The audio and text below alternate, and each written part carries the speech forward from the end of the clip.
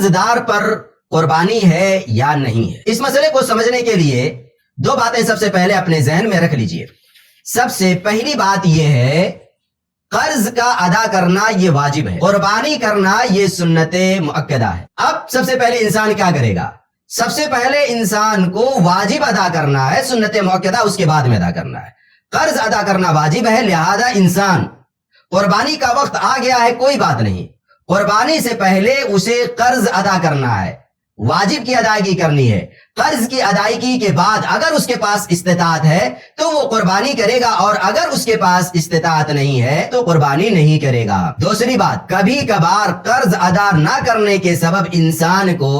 بڑے نقصان کا سامنا آخرت میں کرنا پڑ سکتا ہے۔ مثلا کسی انسان کا انتقال ہوا، مقروض تھا، وہ کسی سے قرض لے رکھا تھا، انتقال ہو گیا، اس کی ذمہ داروں میں سے کسی نے ادا نہیں کیا۔ کل قیامت کے دن اللہ رب العالمین جب فیصلہ کرے گا تو جس کا قرض انسان نے لیا تھا، اب اللہ رب العالمین کرے گا یہ کہ جس نے قرض لیا تھا اس کی نیکیاں اللہ رب العالمین اس کو دے دے گا جس سے اس شخص نے قرض لیا تھا۔ اور قیامت کے دن انسان تو ایک ایک نیکی کا محتاج ہوگا، پھر ایک نیکی اگر اس کے کھاتے سے، اس کے اکاؤنٹ سے نکال کر کے کسی اور کو دے دی جائے تو عین ممکن ہے وہ شخص خسارے میں چلے جائے۔ ہاں، اگر کوئی شخص قرض دار ہے اور قربانی کا وقت بھی آ گیا ہے تو ایک شکل میں وہ قرض کی ادائیگی کو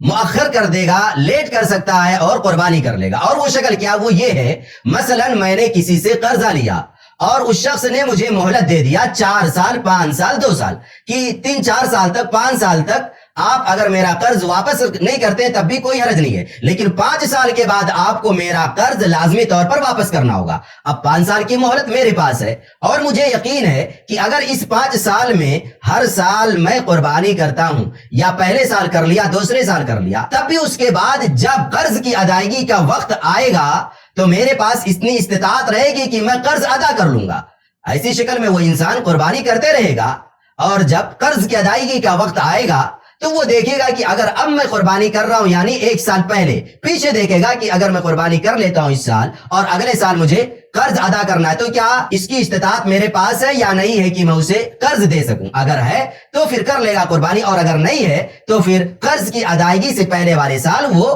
قربانی نہیں کرے گا، تاکہ جو متعین وقت ہے اس متعین وقت پر وہ انسان قرض کو واپس کر سکے۔ اسی میں ایک بات اور نوٹ کر لیجئے، علامہ ابن عثیمین رحمۃ اللہ علیہ کی کتاب الشرح الممتع، علامہ ابن عثیمین رحمۃ اللہ علیہ اس کتاب کے اندر لکھتے ہیں، قرض دار کے لیے مناسب ہے کہ وہ پہلے قرضہ ادا کر دے، اس کے بعد میں وہ قربانی کرے، یہ اس کے لیے زیادہ مناسب ہے۔